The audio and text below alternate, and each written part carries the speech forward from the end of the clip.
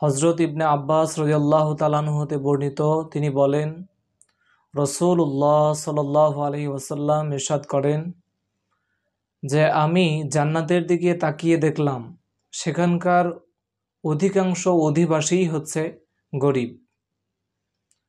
আবার জাহান্নামের দিকে তাকিয়ে দেখলাম, সেখানকার অধিকাংশ অধিবাসীই হচ্ছে নারী। প্রথমে কাদের কথা বললেন? প্রথমে আল্লাহ রসুল সাল্লাল্লাহু আলাইহি ওয়াসাল্লাম বললেন গরিব এবং মিসকিনদের কথা। এখানে কিন্তু ধনীদের কথা বলা হয় নাই। আল্লাহ রসুল সাল্লাল্লাহু আলাইহি ওয়াসাল্লাম যদি ধনীদেরকে দেখতেন তাহলে অবশ্যই বলতেন। এখানে যেহেতু গরিবদের কথা উল্লেখ করেছেন, সেহেতু সেখানে তিনি গরিবদেরকেই দেখেছেন।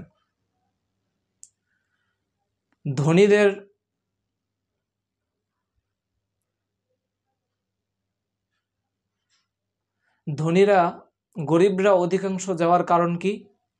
দুনিয়াতে তাদের অপচয় কম, ব্যবহার কম।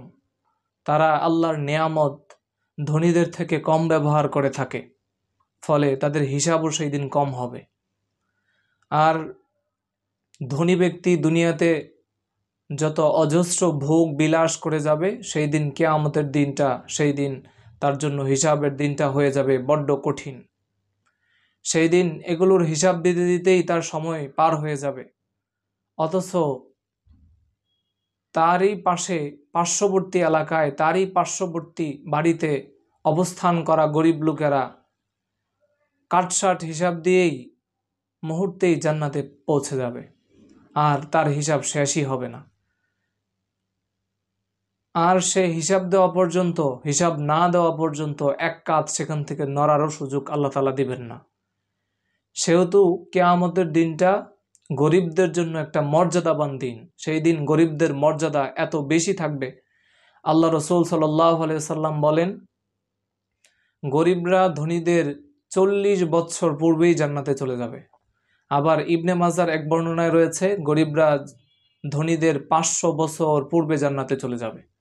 কেন তাহলে? এই বিস্তর পার্থক্যের কারণ হচ্ছে একটাই, গরিবরা আল্লাহ তাআলার নিয়ামত কম ব্যবহার করেছে, কম অপচয় করেছে, সেজন্য তাদের হিসাবটা হবে বড্ড কাটসাট। ফলে খুব সহজেই হিসাব দিয়ে তারা জান্নাতে পৌঁছে যাবে।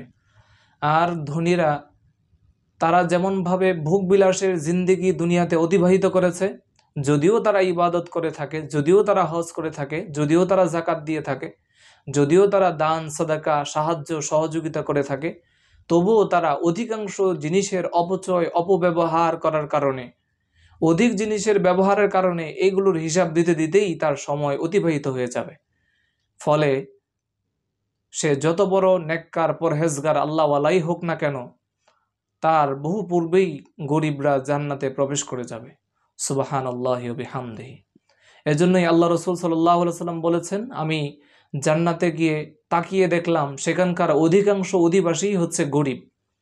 আবার আল্লাহ রসুল সাল্লাল্লাহু আলাইহি ওয়াসাল্লাম বললেন যে জাহান্নামের দিকে লক্ষ্য করলাম, জাহান্নামের দিকে তাকিয়ে দেখলাম, সেখানকার অধিকাংশ অধিবাসীই হচ্ছে নারী। তাহলে আল্লাহ রসুল সাল্লাল্লাহু আলাইহি ওয়াসাল্লাম নারীদের কথা কেন বললেন? নারীরা হচ্ছে ফিতনা সৃষ্টি করার মূল ফ্যাক্টরি। এখান থেকেই ফিতনা উৎপন্ন হয়, গুনাহ উৎপন্ন হয়।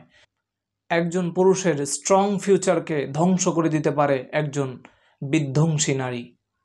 সুতরাং নারী কতটা ঘাতক, নারী কতটা পুরুষের জন্য বেধি, সেটা আল্লাহ তাআলা বিভিন্নভাবেই বুঝিয়েছেন। তাহলে এই নারী সৃষ্টি করার কারণ কি? এই নারী সৃষ্টি করার কারণ হচ্ছে, এটাও দুনিয়ার সৌন্দর্য। এদের প্রতি আল্লাহ তাআলা পুরুষদের একটা অ্যাট্রাকশন দিয়ে দিয়েছেন। এখন বলতে পারেন যে যেহেতু সব দোষ কি নারীদেরই হয়? আমি আপনার কথা কিছু সময়ের জন্য মেনে নিচ্ছি যে সব দোষ ছেলেদের। যখন আপনাকে খারাপের দিকে আহ্বান করে, পাপের দিকে আহ্বান করে, তখন আপনি তার ডাকে কেন সাড়া দেন? আপনার মস্তিষ্ক, আপনার জ্ঞান, আপনার মেধা তখন কেন খাটান না? তার ডাকের সাথে সাথে কেন আপনি সাড়া দিবেন? আপনার বিবেক বুদ্ধি নেই?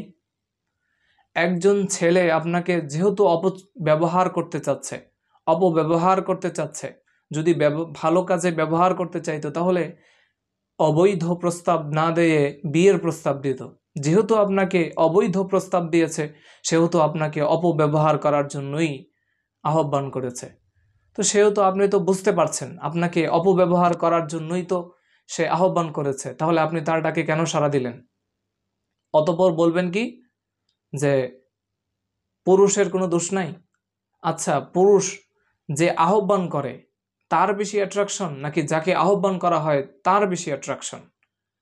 আমি যদি কাউকে আহ্বান করি, এক্ষেত্রে আমাকে নিয়ন্ত্রণ করা কিন্তু আমার পক্ষে খুব কঠিন, কিন্তু আমি যাকে আহ্বান করব, যাকে ডাকবো, তার জন্য কি এটা কঠিন? কঠিনকালেও না। যদি আমাকে কেউ আহ্বান করে, যদি আমি সেটা না চাই, তাহলে আমাকে কি কেউ সহজে পাবে? আমি সেখানে যাব না, আমি তার কথা শুনবো না, আমি তাকে অ্যালাউ করব না, তাহলে আমাকে কিভাবে সে সেই কাজের ভিতরে দাবিত করতে পারে? তাহলে আমি প্রস্তাব দিলাম, এটা আমাকে নিয়ন্ত্রণ করা আমার জন্য কঠিন, কিন্তু যাকে আমি প্রস্তাব দিয়েছি তার জন্য এটা কঠিন নয়। সে চাইলেই সেটাকে উপেক্ষা করতে পারে, সে চাইলেই সেটাকে ফিরিয়ে দিতে পারে, সে চাইলেই নিজেকে এই গুনাহ থেকে ফিরিয়ে আনতে পারে। তাহলে কেন ফিরিয়ে আনে না? এজন্যই সব দোষ পুরুষ নারী উভয়েরই আছে, কিন্তু নারীদের কথা বারবার কেন বলা হয়েছে? কারণ তারা চাইলেই এটা থেকে ফিরে আসতে পারে, কিন্তু পুরুষ হচ্ছে আহ্বানকারী, সেখানে তাদের অ্যাট্রাকশন বেশি থাকবে, এটা স্বাভাবিক, কিন্তু আপনি তার ডাকে সাড়া দিবেন না। আপনি যদি নিজেকে পবিত্র রাখার প্রতিশ্রুতিবদ্ধ হয়ে থাকেন, তাহলে আপনি তার ডাকে সাড়া দিবেন না, আপনি আপনার মতো থাকুন। আপনি আপনাকে পবিত্র রাখার প্রতিশ্রুতিবদ্ধ হয়ে থাকলে সেখানেই আপনি দৃঢ় থাকুন, আপনি তার ডাকে কেন সাড়া দিবেন? এজন্যই আল্লাহ রসুল সাল্লাল্লাহু আলাইহি সাল্লাম বলেছেন যে আমি জাহান্নামের দিকে তাকিয়ে দেখলাম, তার অধিকাংশ অধিবাসী হচ্ছে নারী, কারণ তারা দুনিয়াতে অল্পে তুষ্ট থাকে না। এমন কোনো বিষয় নাই যেটাতে তারা খুঁত ধরবে না। একটা ভালো কাপড় এনে দেন, একটা ভালো খাবার এনে দেন, একটা ভালো বস্তু এনে দেন, সেখানে আগে লক্ষ্য করবে এখানে কি কি ত্রুটি বিচ্যুতি আছে। এগুলো কি তখন একজন পুরুষ যখন তাকে অনেক আশা নিয়ে কোনো কিছু এনে দেয়, যখন সে মুখের উপর এরকম দুষ্কৃটি ধরতে শুরু করে, তখন কি এটা তার মনের মধ্যে কতটুকু আঘাত আনে? পুরুষদেরকে আল্লাহ তাআলা পাঠিয়েছেন নারীদের বডিগার্ড হিসাবে। একজন নারী কখনোই সে বডিগার্ড ছাড়া, মাহরাম ছাড়া হজ করতেও আল্লাহ যেতে নিষেধ করেছেন। একজন নারীর সব কিছু আছে, টাকা আছে, শারীরিক সক্ষমতা আছে, মানে সব কিছু, এভরিথিং ওকে, কিন্তু তার মাহরাম নাই, কিন্তু সে হজে যাইতে পারবে না। এটাই হচ্ছে ইসলামের বিধান। তাহলে ইসলাম নারীকে কতটা প্রোটেক্ট করেছে, সে যেন কোনোভাবেই অনিরাপদ না হয়, তার ক্ষতি যেন কেউ না করতে পারে, এই ব্যাপারটাতে ইসলাম খুব সেন্সিটিভ ভূমিকা পালন করেছে। আবার এই নারী বলে ইসলাম তার অধিকারকে খর্ব করেছে। কিভাবে অধিকার খর্ব করলো? এমন একটা যুগ ছিল যেখানে নারীদেরকে জ্যান্ত পুঁতে ফেলা হতো, জ্যান্ত মেরে ফেলা হতো। কেন মেরে ফেলা হতো? এই নারী আমার ঘরে জন্ম নিয়েছে, আস্তে আস্তে বড় হচ্ছে, এদেরকে বিয়ে দিতে হবে, স্বামী এদেরকে কাজ করাবে, ওয়ার্ডার ফলাবে, আমার মেয়ে অন্য বাড়িতে গিয়ে অন্য ছেলের কথা শুনবে, এটা তো আমার প্রেস্টিজে লাগে। সেজন্য তারা মেয়েদেরকে হত্যা করত। যত সুন্দর চেহারা নিয়েই মেয়ে জন্ম হোক না কেন, তারা এগুলোকে মেরে ফেলতো, কাতাল, হত্যা করে ফেলতো এদেরকে। তো সেই যুগ থেকে ইসলাম তাদেরকে নিয়ে এসে মায়ের পায়ের তলে জান্নাতকে স্থান দিয়েছেন, তাদের পায়ের তলে জান্নাতকে স্থান দিয়েছেন। আল্লাহ রসুল বলেছেন, যার 3টা মেয়ে হয় সে আর আমি পাশাপাশি জান্নাতে অবস্থান করব। সুবহানাল্লাহি ওয়া বিহামদি। যে তার মেয়েগুলোকে ইসলামিক লাইনে, ইসলামিক চর্চার মাধ্যমে বড় করবে, সে আর আমি জান্নাতে পাশাপাশি থাকব। তাহলে ইসলাম কি মেয়েদেরকে সম্মান দেয়নি? এমন একটা যুগ ছিল যেখানে মেয়েরা সমস্ত প্রকার অধিকার থেকে বঞ্চিত হতো, কিন্তু ইসলাম আসার পর মিরাজের অংশ, বাবার অংশ, মায়ের অংশে, স্বামীর অংশে ভাগ বসায় দিছে ইসলাম এসে। ইসলাম তাদেরকে এগুলো ভাগ বটোয়ারা করে দিয়েছে। তাহলে ইসলাম কিভাবে তাদেরকে অমর্যাদা করলো? পর্দার কথা আসেন, পর্দার কথা। আচ্ছা, কোন জিনিসটাকে ঢেকে রাখা হয়, লুকিয়ে রাখা হয়? যে জিনিসটা বেশি দামি, যে জিনিসটার মূল্য বেশি, শ্রেষ্ঠ বেশি, সেটাকে লুকিয়ে রাখা হয়। নারী হচ্ছে শ্রেষ্ঠ।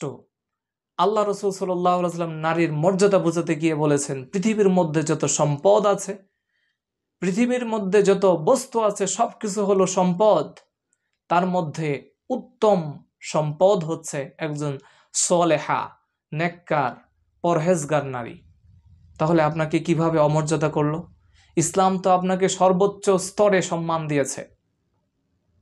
আবার বলেছে ইসলাম, এই যে মায়ের গর্ভপাত করতে কত কষ্ট, ইসলাম বলেছে যদি গর্ভপাত করতে গিয়ে কোনো মা মারা যায় তাহলে সে শহীদি মর্যাদা পাবে।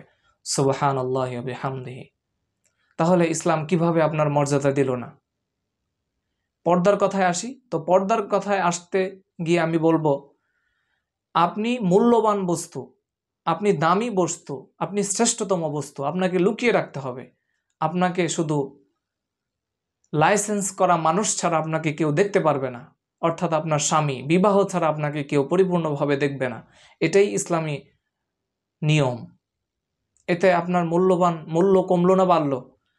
যারা আপনি রাস্তা দিয়ে পর্দা ছাড়া হাঁটলেন, অনেক বখাটে ছেলে শীষ বাজালো, অশ্রাব্য অসভ্য ভাষা বলে আপনাকে সম্বোধন করলো, এটা কি আপনার জন্য খুব মর্যাদার, খুব সম্মানের মনে করতেছেন? এটা আপনার জন্য খুব ভালো লাগবে? আপনি বিষয়গুলো মাঝে মাঝে তো এরকম বিব্রতকর পরিস্থিতিতে পড়েন, যখন ছেলেরা এরকম বাজেভাবে টিচ করে, তখন আপনার কেমন লাগে?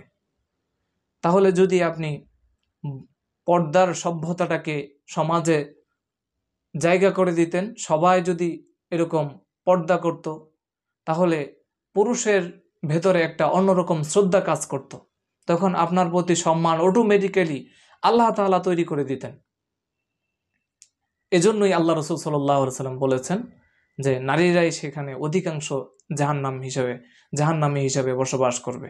আবার ইসলাম নারীকে সম্মান দিতে গিয়ে বলেছে, ওয়াশিরুহুন্না বিল মা'রুফ, তোমরা তাদের সাথে, তোমাদের স্ত্রীদের সাথে সদাচরণ করো, উত্তমভাবে আচরণ করো, তাদের সাথে উত্তমভাবে জীবনযাপন করো। তারপর আবার বলেছে, তোমরা স্ত্রীদের জন্য মঙ্গলকামী হও।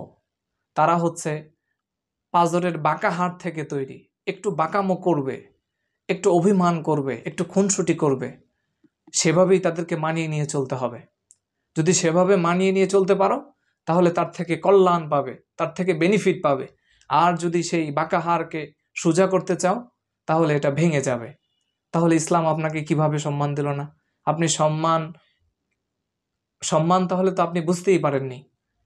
স্বামীর কাছে এসেও আপনাকে ইসলাম এরকমভাবে গাইডলাইন দিচ্ছে যে তার সাথে অশ্রাব্য অসভ্যভাবে কথা বলা যাবে না, সুন্দরভাবে আচরণ করতে হবে। আবার বলতেছে তাদের জন্য তোমরা মঙ্গলকামী হও, তাদেরকে তোমরা সোজা করতে যাও না, কারণ তারা বাম পাঁজরের হাড় থেকে, বাঁকা হাড় থেকে তৈরি, এরা সোজা হবে না, এরা বাঁকা আছে, এখান থেকেই তুমি এদের থেকে ফায়দা হাসিল করার চেষ্টা করো, এদেরকে সোজা করতে যাও না, তাহলে ভেঙে যাবে। তাহলে এই যে ইসলামের পরিভাষাগুলো আপনি লক্ষ্য করেন, তাহলে আপনাকে কিভাবে সম্মান দিল না? ইসলাম কিভাবে আপনাকে সম্মান দিল না? ইসলাম আপনাকে পরিপূর্ণ সম্মান দিয়েছে, সর্বশ্রেষ্ঠ সম্মান দিয়েছে আপনাকে ইসলাম। আবার ব্যভিচারে লিপ্ত হওয়ার জন্য একজন নারী যদি না রাজি হয়, ধর্ষণ কি 1000-100 ধর্ষণ হয় না? 1000-100 ধর্ষণ হয় না। ইচ্ছাকৃতভাবে মেয়েরা গিয়ে নিজের শরীরকে বিলিয়ে দেয়, তারপর না ধর্ষণ? এটাকে ধর্ষণ বলে? এটাকে ইচ্ছাকৃত ধর্ষণ বলে?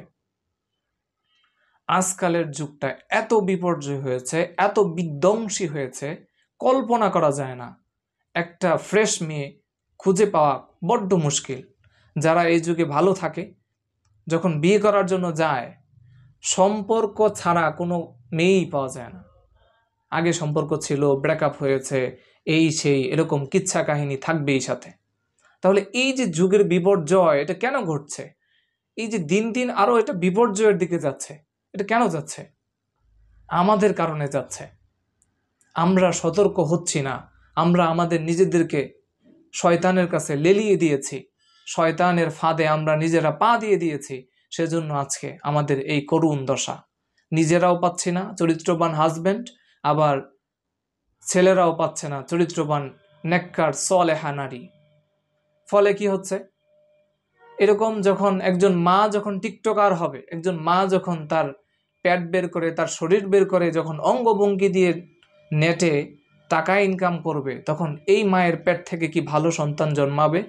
এই মেয়ের পেট থেকে কি সালাউদ্দিন আইয়ুবী আসবে? এই মায়ের পেট থেকে কি হজরত আব্দুল কাদের জিলানী রহিমাহুল্লাহর মতো যুগশ্রেষ্ঠ মুজাদ্দেদ আসবে?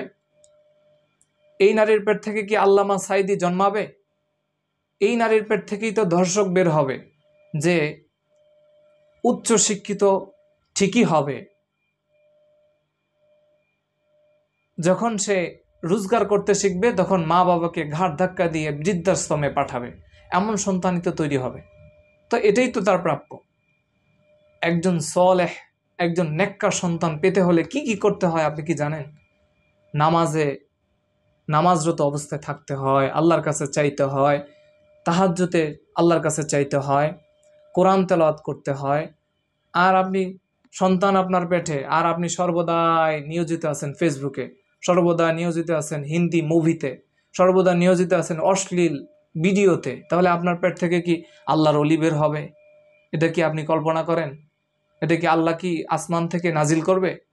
অসম্ভব, কশ্চিনকালেও এটা সম্ভব নয়। সুতরাং নেককার সলেহা সন্তান যদি পেতে চান, চক্ষু শীতলকারী অন্তর জুড়ানো সন্তান যদি পেতে চান, তাহলে নিজেকে আগে সলেহা হতে হবে, নিজেকে আগে নেককার নারী হিসাবে উপস্থাপন করতে হবে, স্বামীর কর্তৃত্বশীল হতে হবে, স্বামীর অনুগত্যশীল হতে হবে। আল্লাহ রসুল সাল্লাল্লাহু আলাইহি ওয়াসাল্লাম বলেছেন যে যদি দুনিয়াতে কাউকে কোনো মানুষকে সেজদা দেওয়া জায়েজ হয়ে যেত, তাহলে আমি অর্ডার করে দিতাম প্রত্যেকটা স্ত্রী যেন তার স্বামীকে সিজদা করে। তাহলে কতটুকু একটা স্বামীর মর্যাদা, কতটুকু অনুগত্যশীল আপনার স্বামীর প্রতি থাকতে হবে আপনি কি বুঝতে পারেন? এই পরিভাষাটা থেকে আপনি কি বুঝতে পারেন কতটা অনুগতশীল, কতটা অনুগত থাকতে হবে আপনার স্বামীর প্রতি? তাহলে আপনি কতটা আছেন? একটা কথা বললে তার উল্টা করেন, বিপরীত করেন। এজন্য এইভাবে যদি আমরা চলতে থাকি, আমাদের পেট থেকে আর আল্লামা সাইদি জন্মাবে না, ওমর রাদিয়াল্লাহু তাআলা আনহু, হযরত আবু বকর রাদিয়াল্লাহু তাআলা আনহুর মতো চরিত্রবান বীর সৈনিক জন্মাবে না। সুতরাং আমাদেরকে সলেহা হতে হবে। আল্লাহ তাআলা ব্যভিচারকে কতটা অপছন্দ করেছেন, কতটা ঘৃণা করেছেন, এবার বুঝতে পারেন? এবার বুঝেন আল্লাহ তাআলা ব্যভিচারকে, জেনাকে আল্লাহ তাআলা কতটা অপছন্দ করেছেন। আল্লাহ তাআলা বলছেন, আয-যানি লা ইয়ানকিহু ইল্লা যানিয়াতান আও মুশরিকাহ।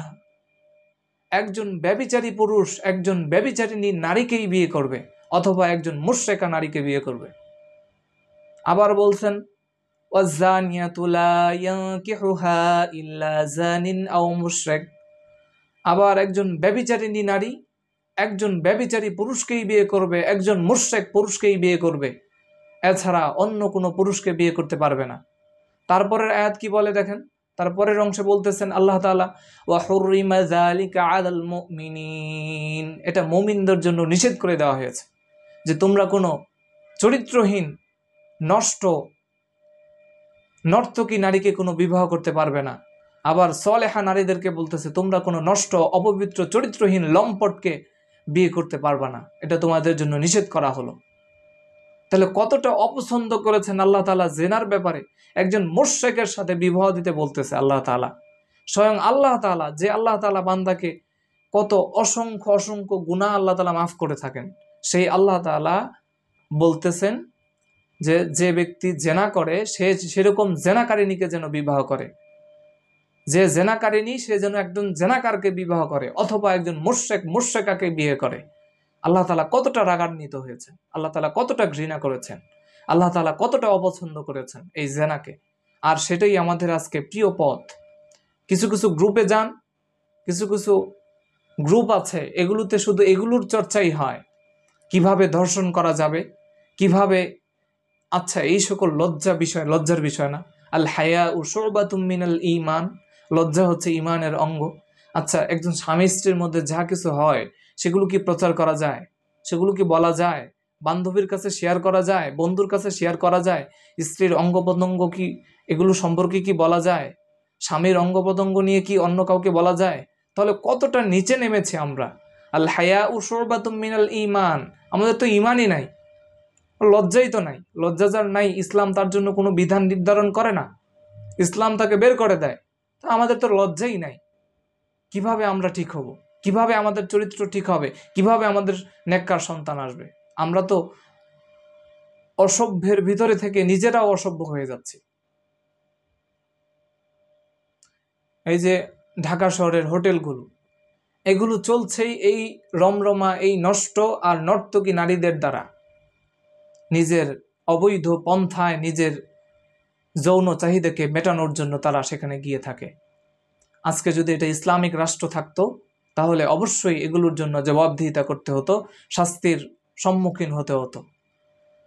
ইসলামী রাষ্ট্রের যে কত বৈশিষ্ট্য, কত ফজিলত, কত যে উপকারিতা, সেটা যদি একবার নিজেরা পরিপূর্ণ মুসলিম হয়ে সেটিকে ধারণ এবং লালন করতেন, তাহলে বুঝতে পারতেন আসলে ইসলামী রাষ্ট্রের কত মর্যাদা, কত দাম।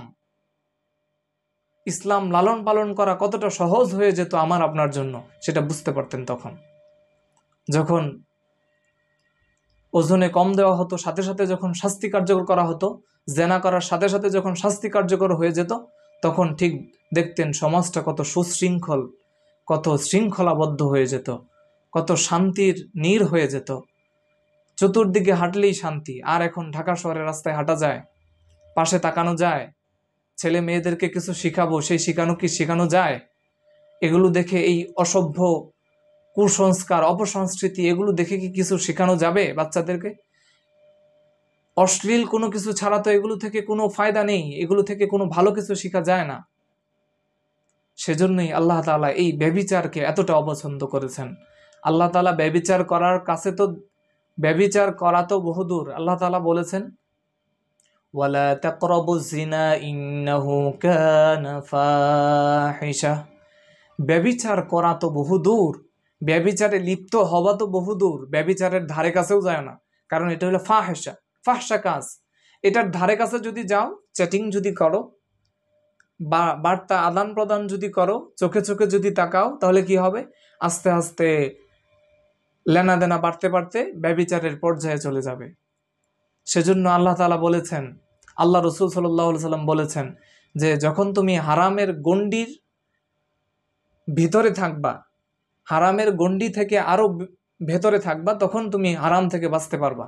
আবার যখন হারামের দ্বার প্রান্ত দিয়ে ঘুরবা, তখন হঠাৎ করেই তুমি হারামের মধ্যে প্রবেশ করে যাবা। সেক্ষেত্রে তোমাকে হারামের গণ্ডির অনেক আগে থেকেই নিজেকে সুরক্ষা রাখতে হবে। সেই হারামের গণ্ডি থেকে নিজেকে বাঁচিয়ে নিয়ে আসতে হবে, সুরক্ষিত রাখতে হবে।